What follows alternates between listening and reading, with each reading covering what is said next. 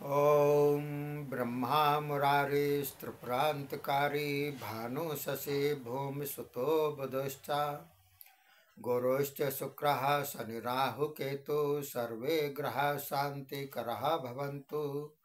श्री सर्वदेव नवग्रहादीनां नमः। किस्मत मेरी मुट्ठी में नामक वीडियो में आप सभी साथियों का हार्दिक स्वागत है। पिछले वीडियो के अंतर्गत मैंने आपको पुरुष रोग के बारे में, जो कि गुप्त रोग से संबंधित वीडियो बनाई है। इसके अलावा ये अगला वीडियो है उसी से संबंधित। आप निरंतर देखते रहिएगा और अपना ज्ञानार्जन और सचेत होते रहिएगा। देखिए साथियों, अगले वीडियो में पिछले वीडियो का अगला मैं बतला रहा हूँ पुस्तक के अनुसार के योग्य जिसमें हिदायतें दी गई हैं। योग आयु होने पर भी अत्यंत मैथुन से अपने को सुरक्षित रखें, अन्यथा वीर भंडार खाली होकर पूर्णतया आनंद का दिवालिया बना देगा। आयुर्वेद में लिखा है कि वसंत एवं शरद ऋतु में 3-3 दिन में, यानी कि 3-3 दिन के अंतराल में, वर्षा और गर्मी में 15-15 दिन के अंतराल में, एवं शिशिर हेमंत में शरीर में अशक्ति प्रतीत न हो तो 1-1 दिन में के अंतर से प्रसंग मैथुन करें। सुश्रुत ने 3-3 दिन का अंतर रखना आवश्यक बताया है। शीत ऋतु में रात्रि, गर्मियों में दिन, बरसात में वर्षा के समय, वसंत शरद में उमंगानुसार संयत रूप से प्रसंग करें। प्रतिवर्ष जाड़ों में बाजीकरण औषधियों का सेवन करके व्यायाम, तेल, मर्दन प्रवृत्ति से शक्ति भंडार सुरक्षित रखता हुआ पुरुष 70 वर्ष की आयु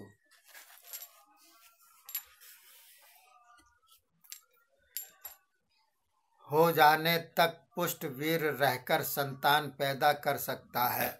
यानी कि अगर उसका वीर पुष्ट है और पुस्तक द्वारा दी हुई हिदायतों को ध्यान में रखकर काम करता है तो 70-75 साल तक वह संतान पैदा करने में उसका वीर सक्षम है। उत्तमोत्तम शक्तिवर्धक, वाजीकरण, वीरवर्धक योग भी इसमें दिए हुए हैं।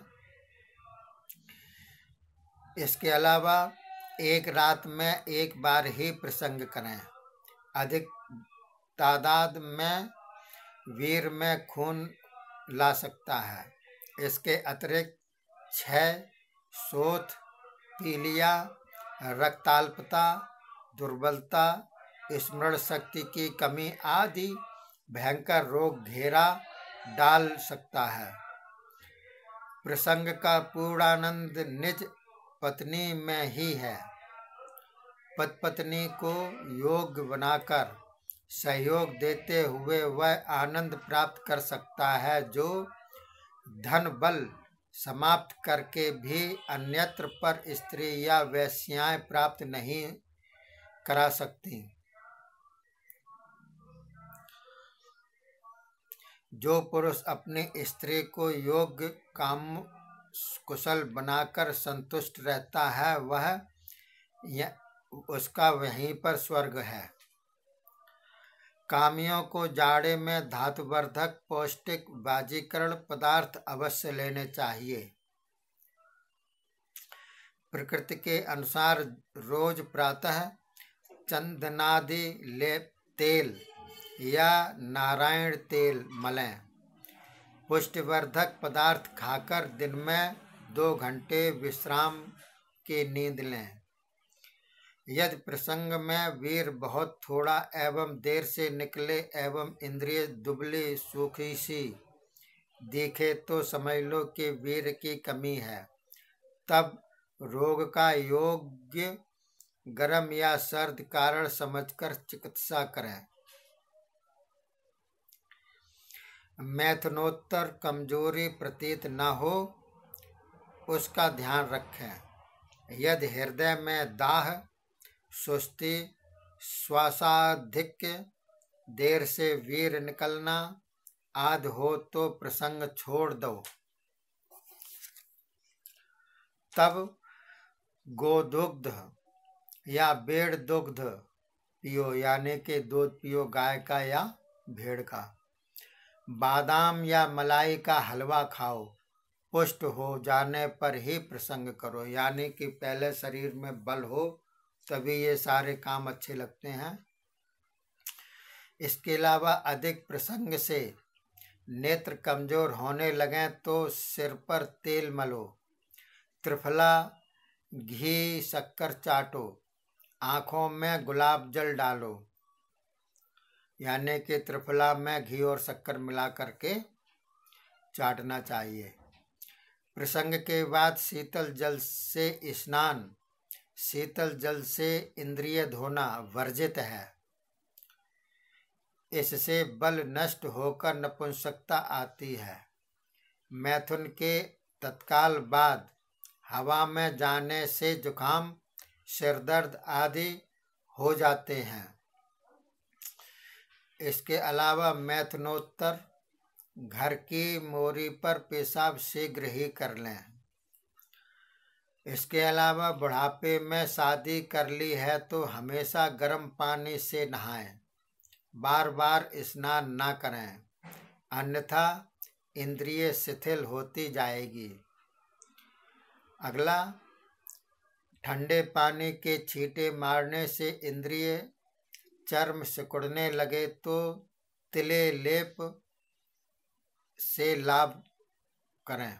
यदि ऐसा ना हो तो फिर चिकित्सा निष्फल समझें। इंद्रिय पुष्टि के लिए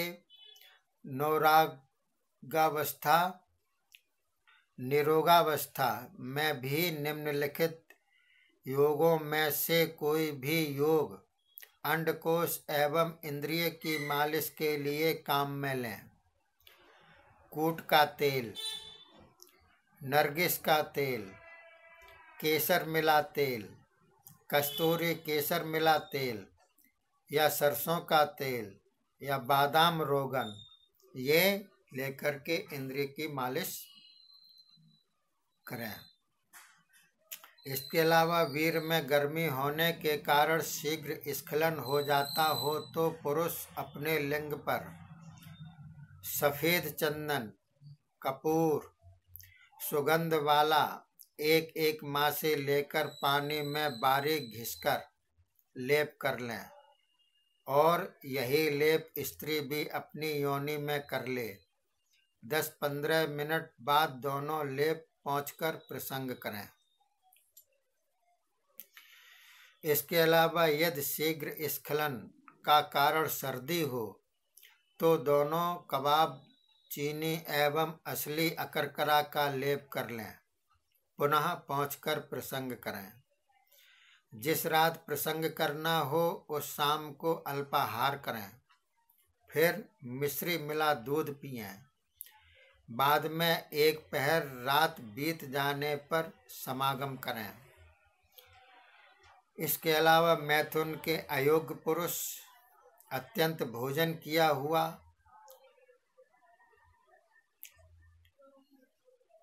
धैर्य रहित, भूखा, शरीर दर्द वाला, प्यासा, 16 वर्ष से कम आयु का एवं वृद्ध, मलमूत्रादि के वेग वाला और प्रमेही, ये मैथुन ना करें। रजस्वला, विरक्त या मैथुनेच्छा रहित, मलिना, अप्रिया, हीनांग,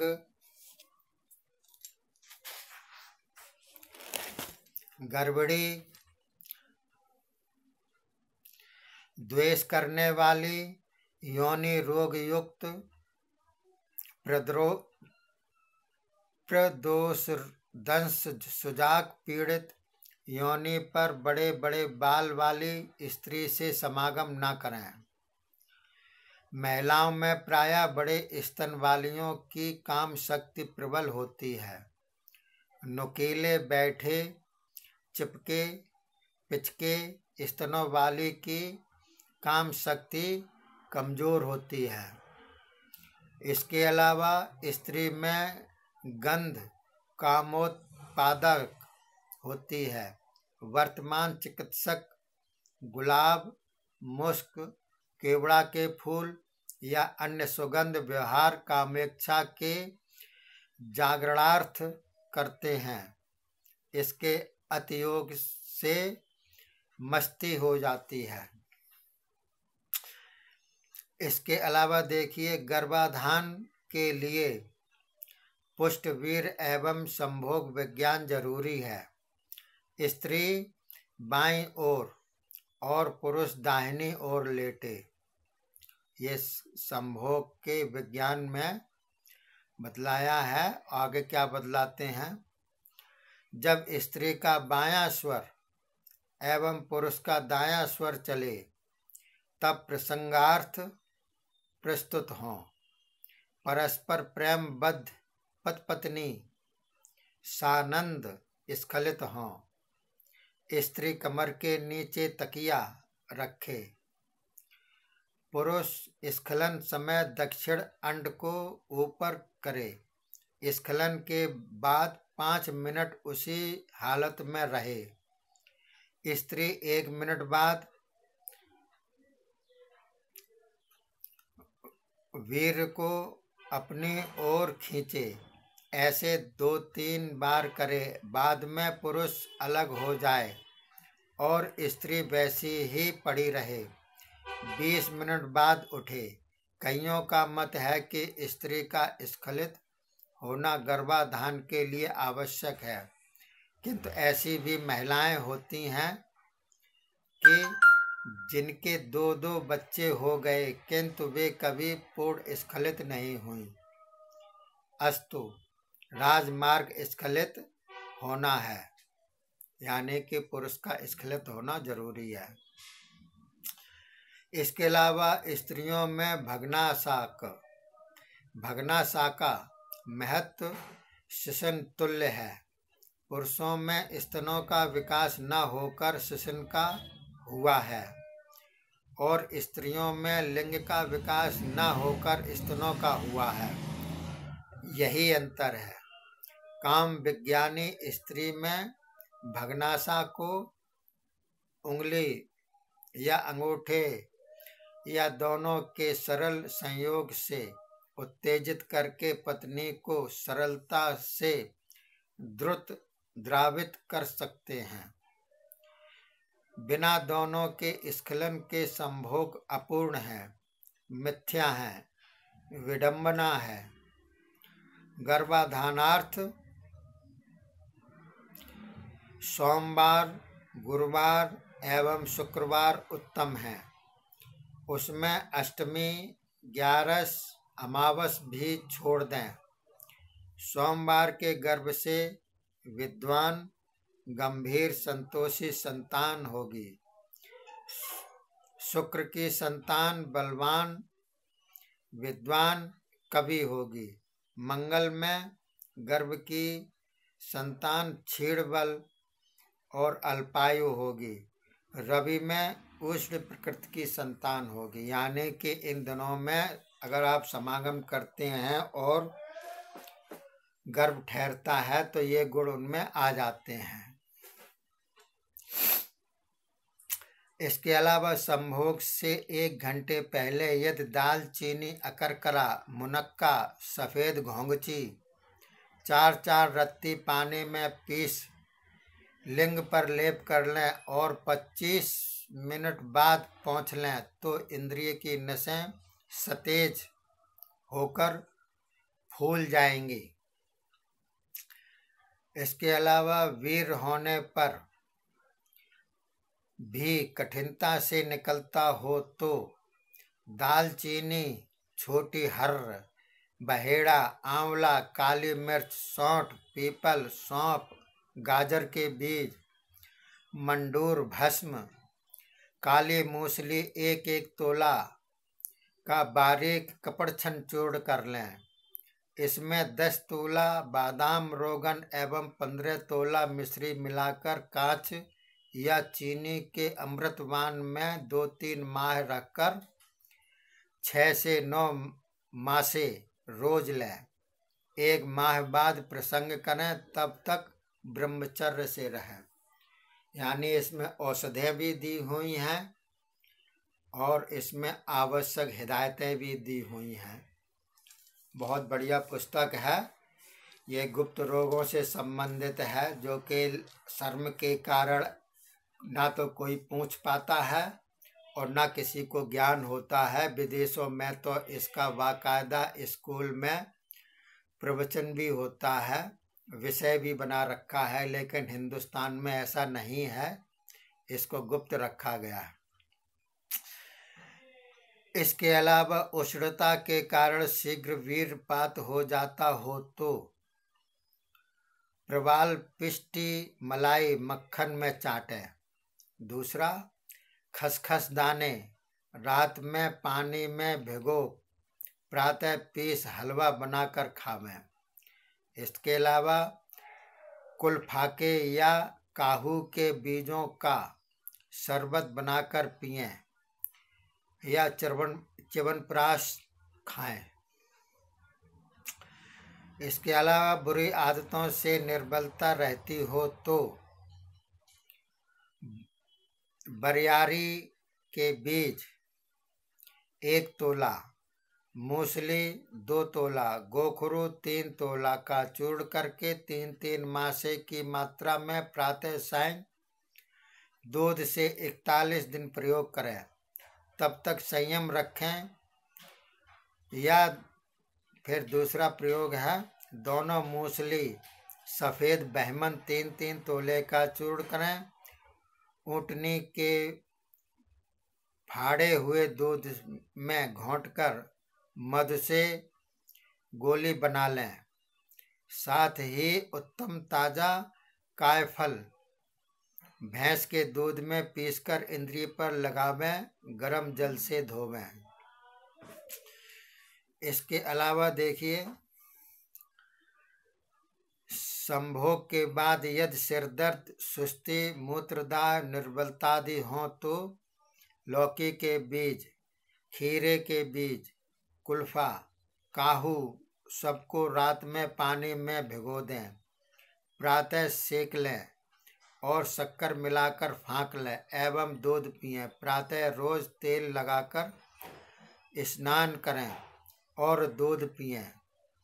इसके अलावा काम की इच्छा के पूर्व ही यदि इंद्रिय से तार सा तरल द्रव्य बहने लगे या पेशाब के आगे पीछे ऐसा होता हो तो धनिया, काहू 3-3 मासे शाम को भिगोकर प्रातः घोंटकर पिएं। साथ ही बनफसा एवं लौकी के बीजों का तेल शरीर पर मलकर स्नान करें।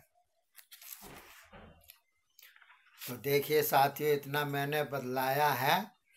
आगे के एपिसोड में और भी बातें बतलाऊंगा मैं आपको औषधियों के बारे में, और भी बातें महत्वपूर्ण। तब तक के लिए धन्यवाद।